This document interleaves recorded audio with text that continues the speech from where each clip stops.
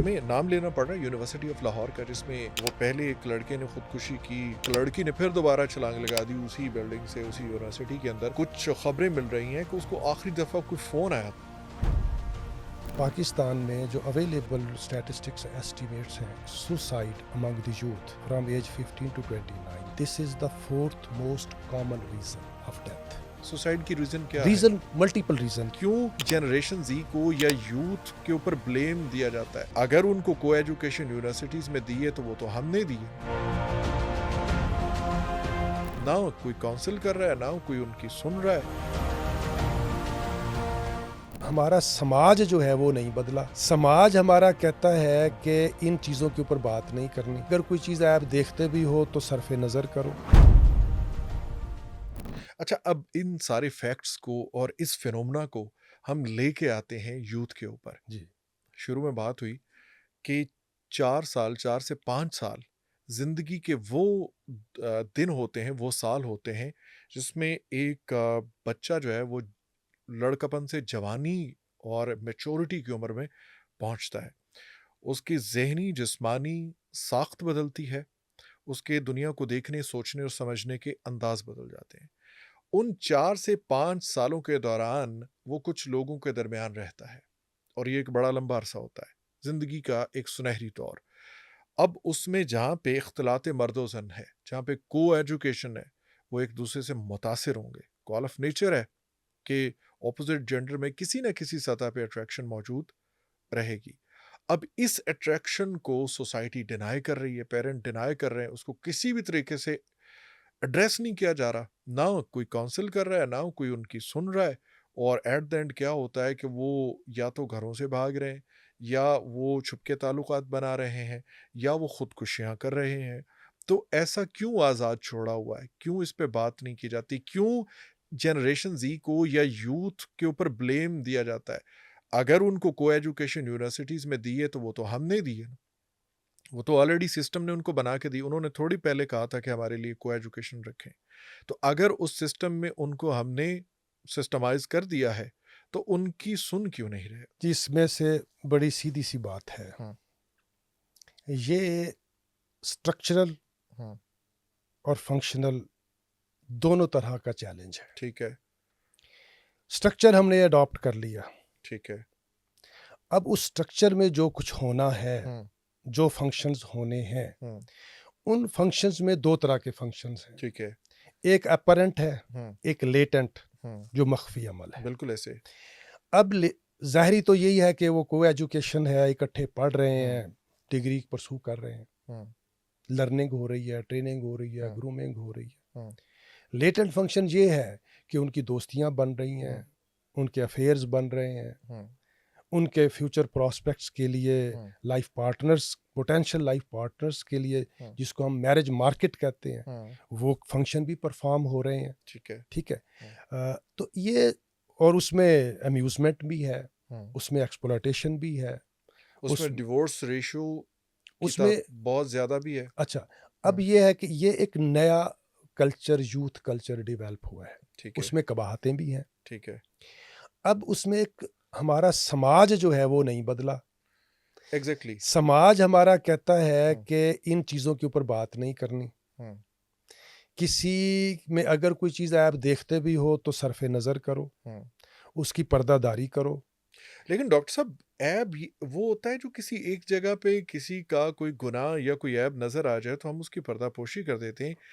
ایک چیز پریویل کر جاتی ہے آپ کے پورے سسٹم یا سوسائٹی کے اوپر، تو پھر آپ اس سے صرف نظر کیسے کر سکتے ہیں؟ اب ایسا ہے کہ جس طرح کے یہ واقعات ہو رہے ہیں، جی، ایسے واقعات رپورٹ ہونے شروع ہو جائیں گے، اس میں سے ایکچول انویسٹیگیشن کے بعد ان کی ایکچول ریزنز بھی سامنے آنا شروع ہو جائیں گی۔ ٹھیک ہے، وہ ایک سائنٹیفک بات ہو جائے گی نا، کہ یہ ایک ایسی ریالٹی ہے کہ اب اس کے اوپر بات ہونی۔ اب مجبوراً ہمیں نام لینا پڑ رہا ہے یونیورسٹی آف لاہور کا، جس میں وہ پہلے ایک لڑکے نے خودکشی کی 4تھے فلور سے چھلانگ لگا کے۔ اس کے بارے میں کہا گیا کہ وہ اس کی حاضریاں پوری نہیں تھی اور اس کے ساتھ مس بیہیو ہوا فیکلٹی کی جانب سے۔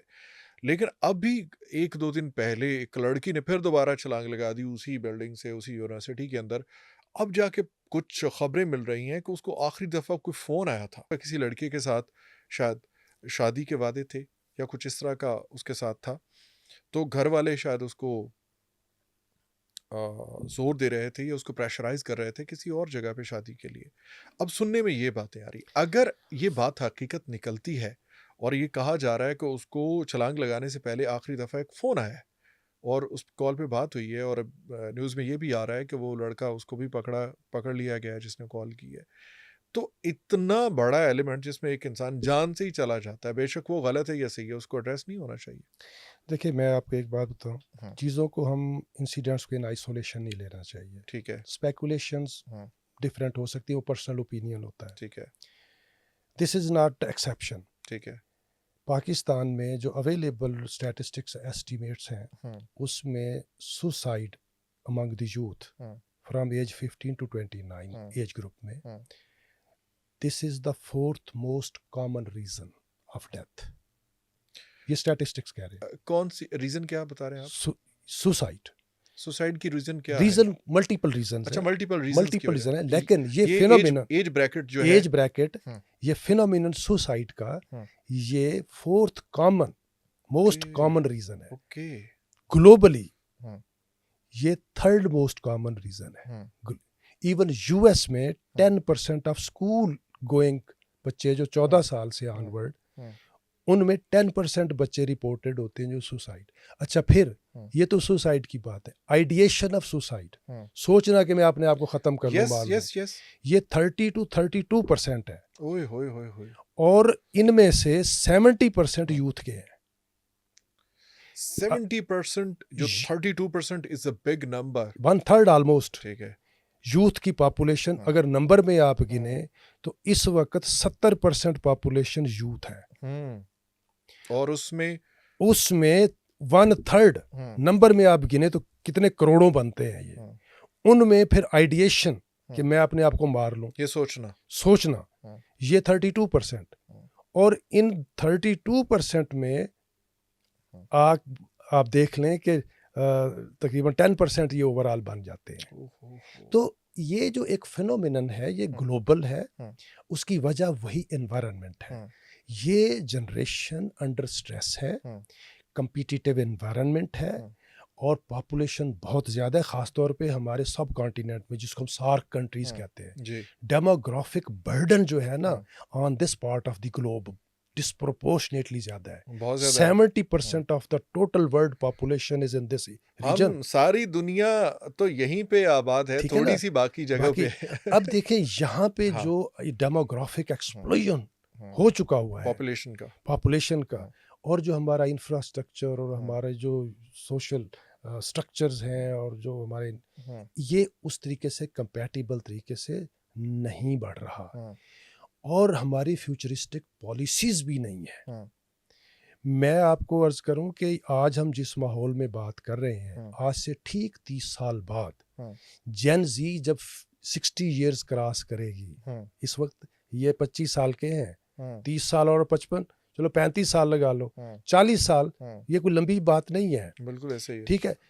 اگلے 40 سالوں میں جین زی کے جو فیملی بانڈز ہیں, جو سبلنگز کے بانڈز ہیں, جو سوشل نیٹ ورکنگ اور ریلیشن شپس ہیں, جو شیئرنگ ہے, جو کیئرنگ, سماجی جو ویب ہے, وہ اتنی کمزور ہو جائے گی.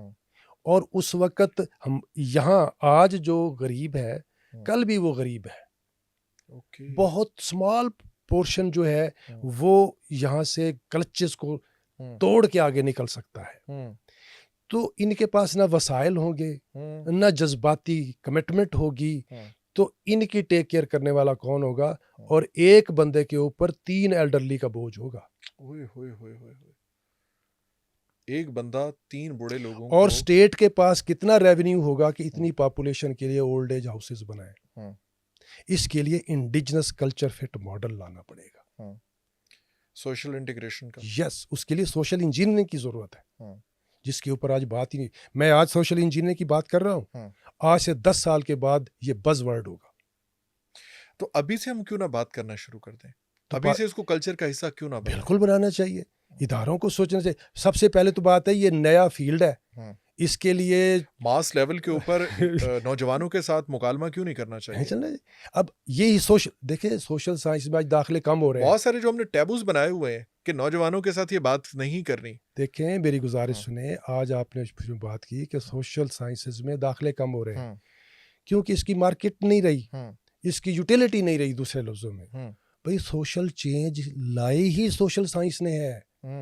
سوشل چینج اور سوسائٹل ٹرانسفارمیشن تو سوشل سائنسز سے ہی ہونی ہے. آج کل کے موسٹ ٹیکنالوجیکل ایرا کے اندر ایک نوجوان جو جین زی کا ہے یا یوتھ کا ہے, ہم یوتھ کہتے ہیں, وہ فری لانسنگ کرتا ہے, وہ اپنی جاب کرتا ہے, وہ آن لائن کام کرتا ہے.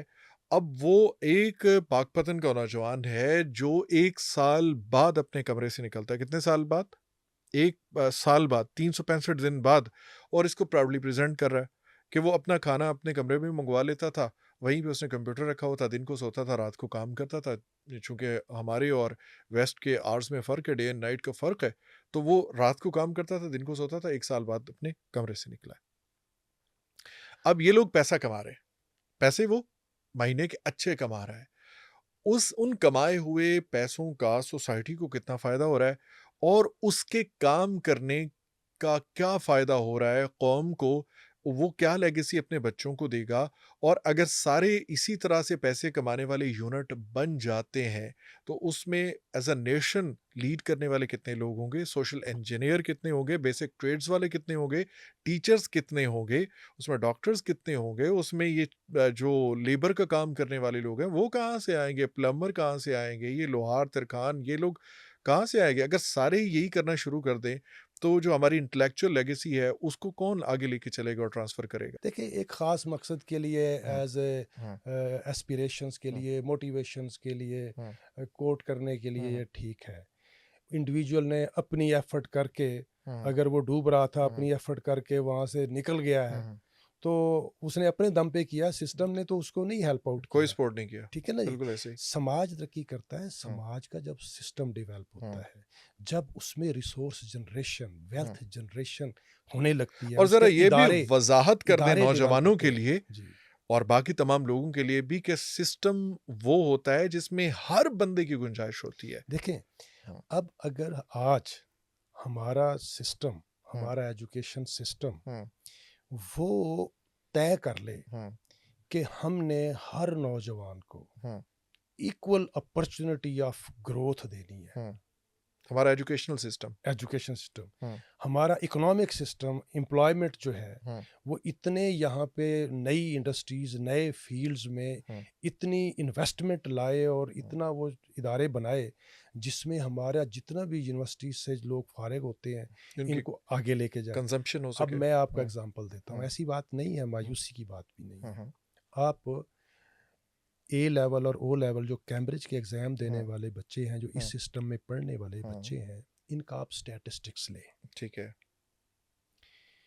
اور اس میں سے آپ دیکھیں کہ ان بچوں میں سے کتنے بچے انڈر گریڈ لیول پہ internationally top 50, top 100, top 500 universities میں اسکالرشپ پہ ایڈمیشن لیتے ہیں. حضور اس حوالے سے تو مایوسی کی کوئی بات ہی نہیں ہے. ہمارے جو نوجوان ہیں, ہماری یوتھ ہے, وہ دنیا میں کمپیٹ کر رہی ہے. ٹھیک ہے, میں تو اس اچھا اب اگلی میں بات مکمل کر لوں, اس اداسی کی بات کر رہا ہوں, اس ڈپریشن کی بات کر رہا ہوں جو کیری کر رہے ہیں. اچھا یہ کیا ہے, یہ لائف چانسز ڈٹرمن ہوتے ہیں آپ کی سوشل کلاس سے. ٹھیک ہے, جن پیرنٹس نے اپنے بچوں کو اس سسٹم میں انٹیگریٹ کر دیا, ٹھیک ہے, وہ کرتے کیا ہیں, وہ بچے کی کریٹیو رائٹنگ شروع کرا دیتے ہیں کلاس 4 سے.